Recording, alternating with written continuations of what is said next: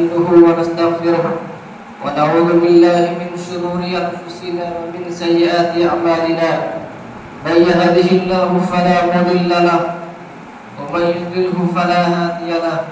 وأشهد أن لا إله إلا الله وحده لا شريك له وأشهد أن محمدا عبده ورسوله أما بعد فإن خير الحديث كتاب الله وخير الهدي هدي محمد صلى الله عليه وسلم وشر الأمور محدثاتها وكل محدثة بدعة وكل بدعة ضلالة وكل ضلالة في النار. يا أيها الذين آمنوا اتقوا الله حق تقاته ولا تموتن إلا وأنتم مسلمون. يا أيها الناس اتقوا ربكم الذي خلقكم من نفس واحدة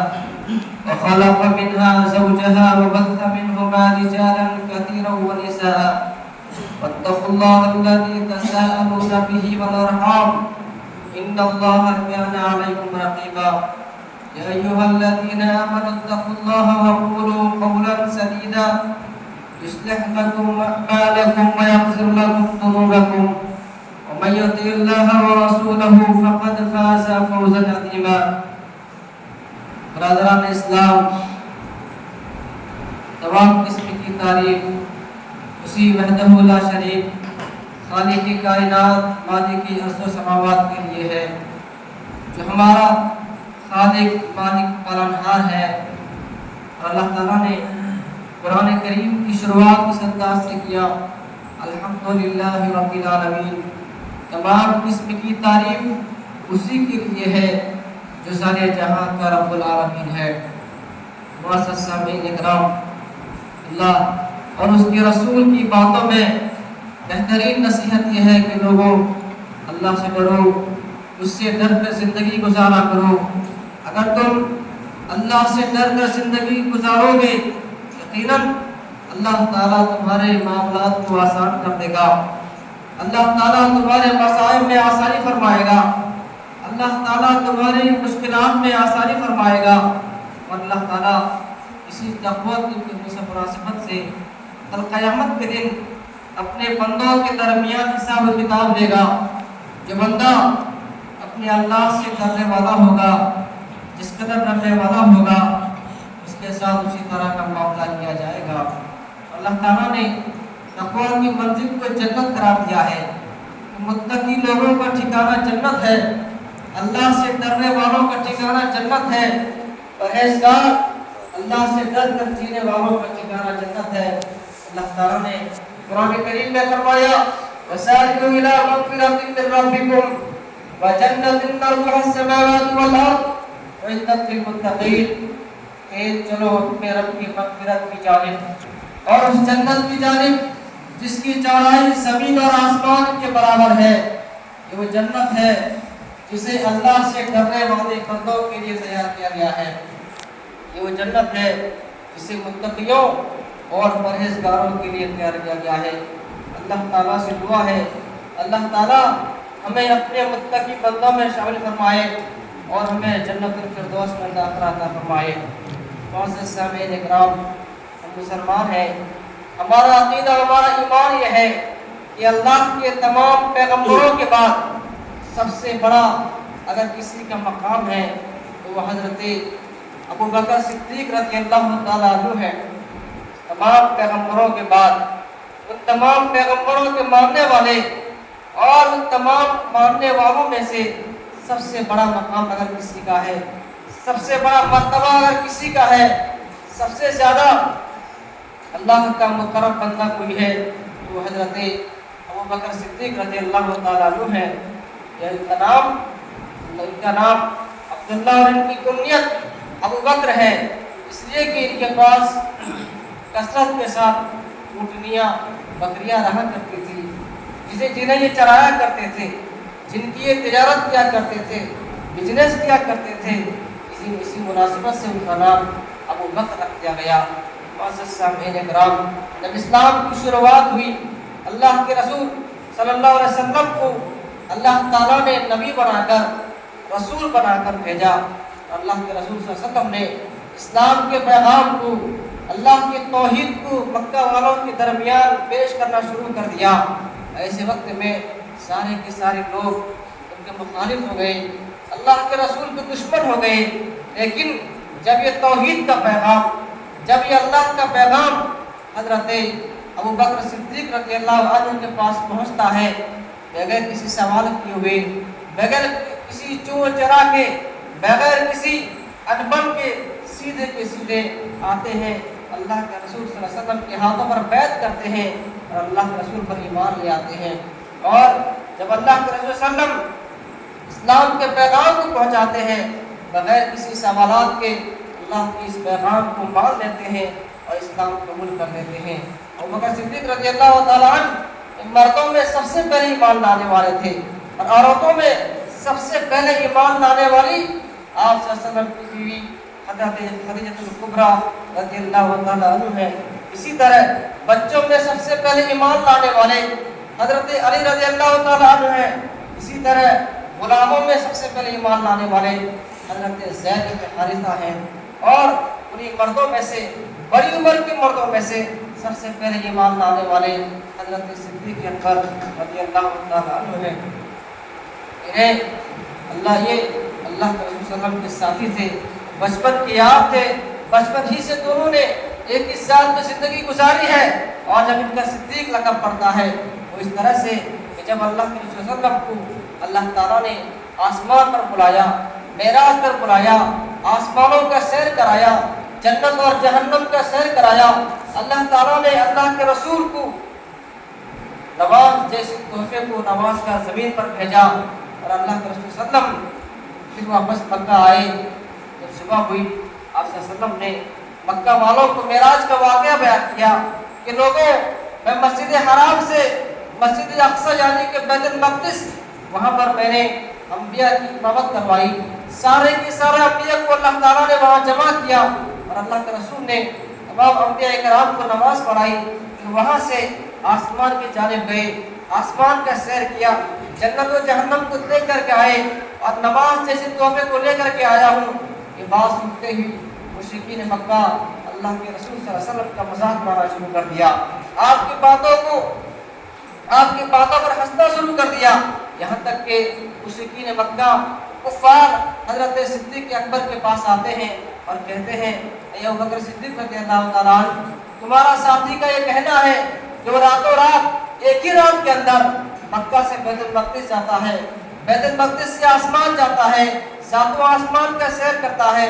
جنت اور جہنم کا سیر کرتا ہے، اور پھر صبح ہوتے ہوئے مکہ واپس آ جاتا ہے۔ کیا تم اس بات کا اقرار کرو گے؟ کیا تم اس بات کو ماننے کے لیے تیار ہو؟ ویسے وقت میں حضرت صدیق اکبر نے کہا تھا، ابوبکر صدیق رضی اللہ تعالیٰ عنہ نے کہا تھا کہ اے مشرکین مکہ، اے کافروں، اگر اللہ کے رسول نے یہ بات کہی ہے، اگر اللہ کے رسول یہ بات کہتے ہیں کہ میں نے آسمان کا سیر کیا ہے، جنت اور جہنم کو دیکھ کر کے آیا ہے، میں آنکھ بند کر کے اس بات کی تصدیق کرتا ہوں کہ آپ سچے ہیں، آپ نے جو بات کہی ہے وہ بالکل سچی بات کہی ہے۔ کیوں؟ کیونکہ آپ کے پاس وحی آتی ہے، جبرائیل آتے ہیں، اللہ کا پیغام آتا ہے جس کو ہم دیکھتے بھی نہیں ہیں، بغیر دیکھے ہوئے ہم آپ پر ایمان لے آئے ہیں۔ تو اگر آپ یہ کہتے ہیں کہ آپ معراج پر گئے ہوئے تھے،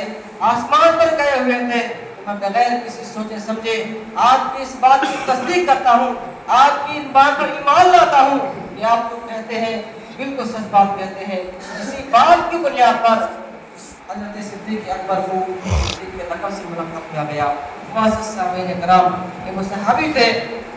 جنہیں دیگر تمام صحابہ میں سب سے افضلیت حاصل تھی۔ ہر وقت، ہر لمحہ، ہر وقت اللہ کے رسول صلی اللہ علیہ وسلم کے ساتھ رہا کرتے تھے، جہاں جاتے تھے ساتھ میں جہاں کرتے تھے، جو کام کیا کرتے تھے ساتھ میں کیا کرتے تھے، مشورہ کیا کرتے تھے ساتھ میں مل کر مشورہ کیا کرتے تھے، یعنی کہ دیگر تمام کے تمام امور، ہر امور کے اندر اللہ کے رسول اپنے چہیتے صحابی حضرت صدیق اکبر کو،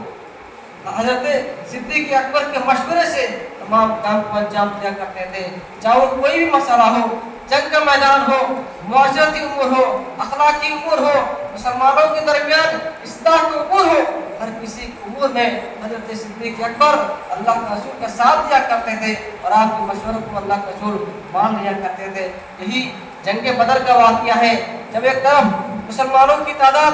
313 की है, और एक तरफ मुशरिकीन की तादाद 1000 की लश्कर को लेकर मुसलमानों के खिलाफ जंग करने के लिए काफिर आए हुए थे। और ऐसे वक्त में अल्लाह के रसूल सल्लल्लाहु अलैहि वसल्लम सजदा रेज़ हो जाते हैं, अल्लाह के सामने दुआ करते हैं और कहते हैं कि अल्लाह, तूने तो वादा किया था कि तू मुसलमानों की मदद करेगा, ईमान वालों का साथ देगा। ऐ अल्लाह, अगर तूने आज इन मुसलमानों को फतह और कामयाबी से नहीं नवाजेगा, यकीनन फिर इस ज़मीन में तेरा नाम लेने वाला कोई बाकी नहीं होगा। हज़रत सिद्दीक़ अकबर पीछे से आते हैं, अल्लाह के रसूल सल्लल्लाहु अलैहि वसल्लम के चादर को उठाते हैं, उनके कंधे में रखते हैं और पीछे से पकड़ लेते हैं और कहते हैं, ऐ अल्लाह का रसूल, यकीनन अल्लाह ताला आपकी मदद फरमाएगा, आप सजदे से सर उठाइए। अल्लाह के रसूल सजदे से सर उठाते हैं और कहते हैं, यकीनन अल्लाह ताला की मदद आएगी। तो अल्लाह के रसूल ने अपने सहाबा को बताया कि देखो, यहाँ फला काफिर मारा जाएगा, यहाँ अबू जहल मारा जाएगा, यहाँ उत्बा शैबा मारा जाएगा, यहाँ मुशरिकीन के दीगर सरदारान कुरैश मारे जाएंगे। ऐसे वक्त में जब जंग होती है, मुसलमानों को फतह और कामयाबी हासिल होती है, तो मुसलमान 70 काफिरों को जहन्नम वासिल करते हैं और 70 काफिरों को गिरफ्तार कर मदीना वापस लेकर के आते हैं। तो ऐसे वक्त में अल्लाह के रसूल मशवरा किया करते हैं अपने सहाबा के साथ, पूछते हैं कि इन काफिरों के साथ क्या सलूक किया जाए। ये वो लोग हैं जिन्होंने मुसलमानों के बच्चों को यतीम किया था, ये वो लोग हैं जिन्होंने मुसलमानों की माओ के बेवा किया था, ये वो लोग हैं जिन्होंने मुसलमान के नौजवानों का कत्ल किया था, आज हमारे गिरफ्त में आए हैं। ऐसे वक्त में अल्लाह के रसूल अपने दीगर सहाबा से पूछते हैं, हज़रत उमर से पूछते हैं कि फारूक आज़म, तुम्हारी क्या राय है, इन लोगों के साथ क्या सलूक किया जाए। ऐसे वक्त में हज़रत फारूक आज़म ने कहा कि अल्लाह के रसूल, इन लोगों का सर कलम कर दिया जाए, क्योंकि ये वो लोग हैं जिनके हाथ मुसलमानों के खून से रंगीन है, ये वो लोग हैं जिन्होंने मुसलमानों के बच्चों को कत्ल किया है, मुसलमानों की बीवियों को बेवा किया है और मुसलमानों की नौजवानों को कत्ल किया है, लिहाजा इनकी सजा भी यही है कि इनको आज के दिन कत्ल कर दिया जाए। उसके बाद अल्लाह के रसूल हज़रत सिद्दीक़ अकबर से पूछते हैं, अबू बकर सिद्दीक़ रज़ियल्लाहु ताला अन्हु, आपकी क्या राय है, आप क्या फरमाते हैं। तो ऐसे वक्त में हज़रत सिद्दीक़ अकबर ने कहा, ऐ अल्लाह के रसूल, आप तो नर्म तबीयत के हामिल हैं, मेरी राय ये है कि इन लोगों को माफ़ कर दिया जाए, इन लोगों से जुर्माना लिया जाए, जुर्माना लेकर इन लोगों को माफ़ कर दिया जाए। ये थे सिद्दीक़ अकबर रज़ियल्लाहु ताला अन्हु, जो हर मामलात में अल्लाह के रसूल को मशवरा दिया करते थे, अच्छी बातें बताया करते थे, अच्छी चीज़ों की हज़रत सल्लल्लाहु अलैहि वसल्लम की रहनुमाई भी कर दिया करते थे, और इस कदर नर्म तबीयत के मालिक थे, इस कदर नर्म तबीयत के मालिक, एक दूसरे को माफ़ करने के, एक दूसरे को माफ़ करने के इनके अंदर ऐसी सिफात पाई जाती थी, ऐसी सिफात आने वाली रहती दुनिया तक इसकी मिसाल मिलना मुश्किल है। मुअज़्ज़ज़ सामीईन कराम, यही सिद्दीक़ अकबर है, अल्लाह के रसूल के साथ हज़रत उस्मान है, हज़रत उमर फारूक रज़ियल्लाहु ताला अन्हु है, वहाँ पहाड़ के ऊपर चढ़ते हैं, वैसे वक्त में वहाँ पहाड़ हिलने लगता है, तो अल्लाह के रसूल सल्लल्लाहु अलैहि वसल्लम अपने पैर से पहाड़ पर ठोकर मारते हैं और कहते हैं, ऐ पहाड़ तो रुक जा, क्या तुझे नहीं मालूम अलैका नबियुन व सिद्दीकुन व शहीदान, कि तेरे ऊपर एक नबी मौजूद है, तेरे ऊपर एक सिद्दीक मौजूद है और तेरे ऊपर जो शहीद मौजूद है। तो ऐसे वक्त में पहाड़ थम जाता है। मुअज़्ज़ज़ सामीईन कराम, ये थे सिद्दीक़ अकबर रज़ियल्लाहु ताला अन्हु, जो अपने अखलाक से सारे लोगों का दिल जीत चुके थे, और यही वो सिद्दीक़ अकबर थे जो गरीबों की मदद किया करते थे, यतीमों का देखभाल किया करते थे, और अपने मुआशरे के अंदर जो गरीब थे, यतीम थे, जो बेवाए थे, उनका खास तौर पर ख्याल करते थे। जब शुरू में इस्लाम आया, इस्लाम के अंदर जो सहाबी दाखिल हुए, उनमें से अक्सर गरीब सहाबा थे, कमज़ोर सहाबा थे, नाज़िर सहाबा थे। जब वे लोग इस्लाम के अंदर दाखिल होते हैं, उनमें से जो गुलाम थे, उनके आकाओं ने, उनके सरदारों ने उनको मारना शुरू कर दिया, उन पर जुल्म के पहाड़ों को तोड़ना शुरू कर दिया। तो ऐसे वक्त में हज़रत सिद्दीक़ अकबर को जब पता लगता कि फला सहाबी जो इस्लाम कबूल किया था, फला सरदार के कब्जे में है, फला जालिम के कब्जे में, और वो उसको जुल्म डालता है, उसको मारता है, उस पर सितम डालता है, तो उसके पास जाते थे, जो वो कीमत अदा कहता था, जो वो पैसा कहता था, उसको वो कीमत देकर उसे इंसान को, सहाबी को अल्लाह के राह में आज़ाद कर दिया करते थे। बेशुमार गुलामों को आपने आज़ाद किया है, बेशुमार लौंडियों को आपने आज़ाद किया है और बेशुमार माल को इन्होंने अल्लाह के राह में खर्च कर दिया है। मुअज़्ज़िज़ कराम, यही जंग तबूक का मौका है। जंग तबूक ऐसे हालात में ये जंग पेश आता है जबकि मदीने के अंदर सख्त गर्मी का ज़माना है और खजूरों के पकने का वक्त है, जबकि मुसलमानों के खजूर पक चुके थे और उनके उतारने का वक्त करीब आ रहा था। लेकिन ऐसे वक्त में रूम जो मुसलमानों का दुश्मन था, उन्होंने मुसलमानों पर जुल्म सितम किया, मुसलमानों को पकड़ कर कत्ल करना शुरू किया। तो ऐसे वक्त में अल्लाह के रसूल ने लश्कर तरतीब दी और कहा कि अब हम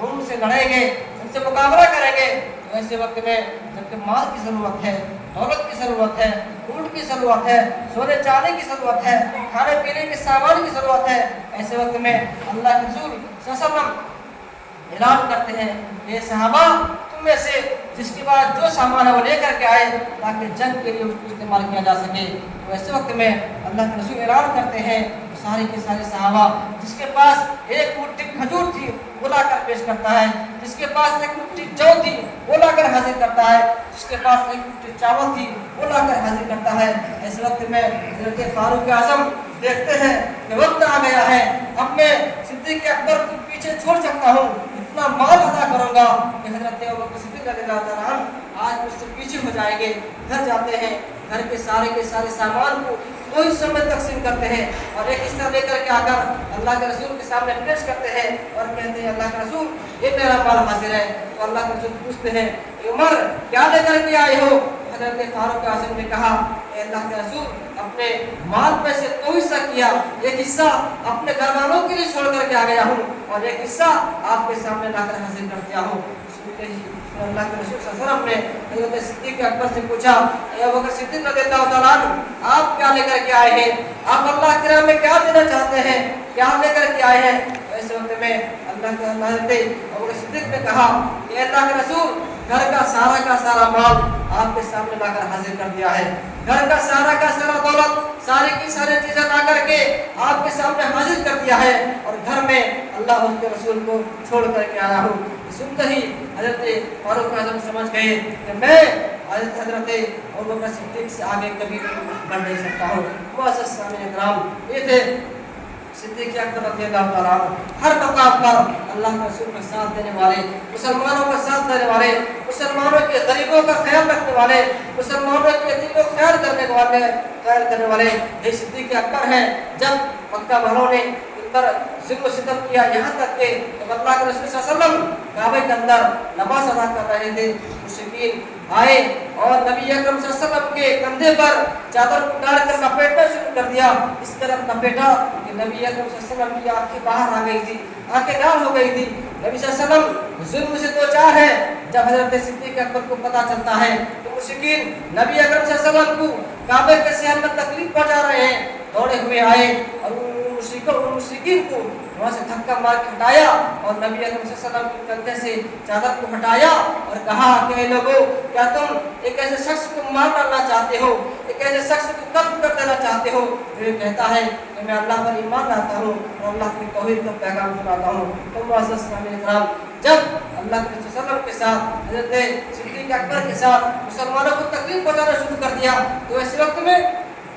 हज़रत सिद्दीक़ अकबर रज़ियल्लाहु तआला अन्हु मक्का छोड़कर कहीं और हिजरत करना शुरू कर दिए। रास्ते में मक्के का एक सरदार मिलता है जिसका नाम इब्न दगीना है। उसको वो कहता है, ऐ सिद्दीक़ अकबर तुम कहाँ जा रहे हो? तुम जैसे शख्स को मक्का से निकाला नहीं जा सकता है, तुम जैसे इंसान को मक्का की ज़रूरत है, कुरैश की ज़रूरत है, मुसलमान और काफिरों की ज़रूरत है और तुम जैसे इंसान को अगर मक्के से निकाल दिया जाए तो मक्का के अंदर कोई भी भला इंसान नहीं रह सकता है। तो इब्न दगीना उन्हें अपने साथ लेकर के आता है, अबू बकर सिद्दीक़ मैं तुम्हें अपने पनाह देता हूँ, तुम मक्का में आओ और तुम्हारा क्या बिगाड़ता है हम देखना चाहते हैं। तो मुअज़्ज़िज़ सामीन कराम, अबू बकर सिद्दीक़ गरीबों, यतीमों, बेकसों का ख्याल रखा करते थे और लोगों के हुकूक को अदा करने वाले थे। मुअज़्ज़िज़ सामीन कराम, ये वो सिद्दीक़ अकबर थे जो कमज़ोरों का ख्याल करते थे, जो ताकतवर थे। जब इनको खलीफा बना दिया गया, मुसलमानों का अमीर बना दिया गया, तो ऐसे वक्त में मिंबर पर चढ़ते हैं اعلان کرتے ہیں اے لوگوں اگر میں اللہ اس کے رسول کی اطاعت کرتے ہوئے تمہارے درمیان فیصلہ کروں گا تم میری اطاعت کرو گے اور اگر میں تمہارے درمیان اللہ اس کے رسول کی خلاف ورزی کرتے ہوئے فیصلہ کروں گا تو تم میری اطاعت نہیں کرو گے۔ اور پھر فرمایا کہ تم میں سے جو طاقتور ہے میرے سامنے وہ کمزور ہو جائے گا اور جو تمہارے سامنے کمزور تمہارے سامنے کمزور ہے وہ میرے سامنے طاقتور بن جائے گا۔ یعنی کہ تم میں سے جو مالدار ہے میں اس کے مال سے زکات لے کر غریبوں کے اندر تقسیم کروں گا تاکہ تمہارے درمیان مالدار اور غریب دونوں کے دونوں برابر ہو جائیں گے۔ صحابہ اکرام صدیق اکبر تھے، شجاعت کے مالک تھے، ہمت اور بہادری کے مالک تھے۔ اللہ کے وسلم کا انتقال ہو چکا ہے اور نبی اکرم صلی اللہ علیہ وسلم کی لاش مبارکہ حضرت صدیقہ حضرت عائشہ صدیقہ کے حجرے میں رکھی ہوئی ہے۔ اور ادھر مسلمانوں کا حال یہ ہے مسلمان غموں سے پوچھار ہیں، غموں سے پوچھار ہیں، غموں کے بادل کے سائے ان کے سر پر منڈا رہے ہیں۔ سارے کے سارے صحابہ غمگین ہیں، کوئی رو رہا ہے، یہاں تک کہ حضرت فاروق اعظم اپنی تلوار سے اپنے میان سے تلوار کو نکالتے ہیں اور کہتے ہیں جو شخص کہے گا کہ اللہ کے رسول صلی اللہ علیہ وسلم اس دنیا سے جا چکے ہیں، دنیا سے رخصت ہو چکے ہیں، میں اس کا سر قلم کر دوں گا۔ اس قدر غموں کا عالم تھا، لیکن جب حضرت صدیق اکبر کو پتہ چلتا ہے کہ نبی صلی اللہ علیہ وسلم کے انتقال ہو چکا ہے اور مسلمانوں کی ایسی حالت ہے اور حضرت فاروق اعظم تلوار میان سے نکال چکے ہیں، سیدھا آتے ہیں کسی کو کچھ کہے بغیر نبی اکرم صلی اللہ علیہ وسلم کے چہرے سے چادر کو ہٹاتے ہیں، پیشانی کا پوشہ دیتے ہیں اور سیدھے منبر رسول پر کھڑے ہو جاتے ہیں اور کہتے ہیں اے لوگوں من کان یعبد منکم محمد فإن محمدا قد مات۔ اے لوگوں سن لو جان لو تم میں سے جو شخص اللہ کے رسول کی عبادت کیا کرتا تھا، اللہ کے رسول کی عبادت کیا کرتا تھا، وہ جان لے محمد صلی اللہ علیہ وسلم اب اس دنیا سے جا چکے ہیں، محمد صلی اللہ علیہ وسلم اب اس دنیا سے رخصت ہو چکے ہیں۔ من کان یعبد اللہ فإن اللہ حی لا یموت۔ اور وہ اے لوگوں جان لو تم میں سے جو شخص اللہ تعالیٰ کی عبادت کیا کرتا تھا اللہ تعالیٰ ہمیشہ زندہ ہے اور ہمیشہ زندہ رہے گا۔ اس کا مطلب یہ نہیں کہ لوگ اللہ کے رسول کی بات کرتے تھے، اس کا مطلب یہ ہے کہ لوگ اس قدر نبی صلی اللہ علیہ وسلم کی وفات کے بعد غموں سے دو چار تھے، وہ ماننے کے لیے تیار ہی نہیں تھے کہ اللہ کے رسول صلی اللہ علیہ وسلم کا انتقال ہوا ہے۔ ایسے وقت میں حضرت صدیق اکبر کو کہنا پڑا کہ لوگوں اگر تم یہ سمجھتے ہو کہ تم اللہ کے رسول کی بات کیا کرتے تھے لیکن جان لو اللہ کے رسول اس دنیا سے جا چکے ہیں، جو شخص اس دنیا سے چلا جائے اس کی پرستش نہیں کیا جا سکتا بلکہ عبادت اس شخص سے کی جاتی ہے جو ہمیشہ سے زندہ ہے اور ہمیشہ زندہ رہنے والا ہے۔ معزز سامعین کرام،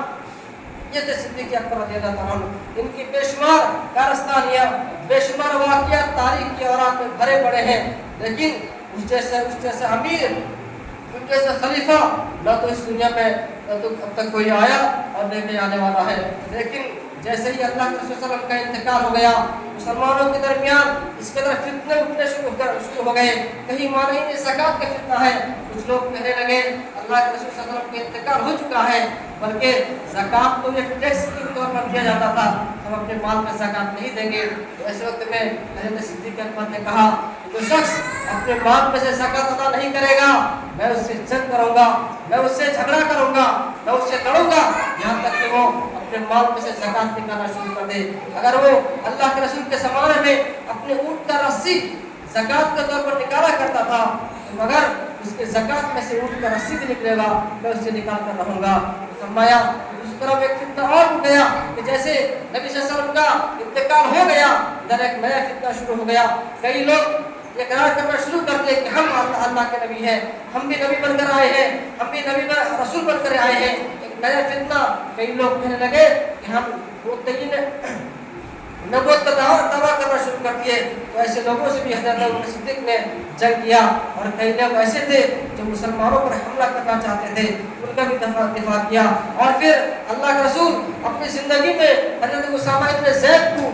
زید کو ایک لشکر کا کمانڈر بنا کر کہیں روانہ کرنے کا فیصلہ کر دیا۔ اور جیسے ہی وہ لوگ گئے اور سنتے ہیں اللہ کے رسول کا انتقال ہو چکا ہے واپس چلے آتے ہیں اور جیسے نبی صلی اللہ علیہ وسلم کا تدفین کا کام ختم ہو جاتا ہے پھر حضرت ابوبکر صدیق کہتے ہیں کہ اب میں لشکر اسامہ کو روانہ کرنے جا رہا ہوں۔ ایسے وقت میں کئی صحابہ کہنے لگے، حضرت فاروق اعظم نے کہا اے اللہ کا رسول حضرت اسامہ ابن زید تو بھی بچے ہیں، ایسے وقت میں ان کو حالانکہ ان کے پاس تجربہ ہے، عمر میں بھی چھوٹے ہیں، ایسے وقت میں ان کو ایک لشکر کا سپہ سالار بنا کر دشمنوں سے جنگ کرنے کے لیے بھیجنا یہ کوئی عقل مندی کی بات نہیں ہے. تو حضرت صدیق اکبر نے کہا کہ اے عمر، اللہ کے رسول کا فیصلہ تھا، یہ اس لشکر کی ترتیب اللہ کے رسول نے کیا تھا، تو لہذا میں لشکر اسامہ کو تیار کر کے ان کافروں سے لڑنے کے لیے بھیج کر کے رہوں گا. تو معزز سامعین کرام، یہ تھے صدیق اکبر رضی اللہ تعالیٰ عنہ کی سیرت کی چند جھلکیاں جو میں نے آپ کے سامنے رکھ دی. یقیناً ایسا بہادر سپاہی، ایسا بہادر انسان، ایسا بہادر خلیفہ نہ تو دنیا نے دیکھا ہے اور نہ دنیا کبھی دیکھے گی، کیونکہ یہ وہ لوگ تھے جن کے پاس حکومت چلانے کی پلاننگ تھی. یہ وہ لوگ تھے جن کے سینے کے اندر اللہ کا ڈر پایا جاتا تھا کہ ہر وقت اللہ کی اطاعت، اللہ کے رسول کی اطاعت میں لگے ہوئے ہوتے تھے. یہ سوچتے تھے کہ ہماری خلافت کے اندر کوئی ایسا کام نہ ہو جائے جس کے بنا پر کل قیامت کے دن اللہ تعالیٰ ہم کو پکڑے اور ہم سے پوچھے کہ اے ابوبکر صدیق، اے فاروق اعظم، اے عثمان، اے علی، اے صحابہ، تم نے اس طرح کا کام کیوں کیا جس کا حکم اللہ نے دیا ہے نہ تو اللہ کے رسول نے دیا ہے. لہذا ضرورت اس بات کی ہے کہ ہم ابوبکر صدیق کی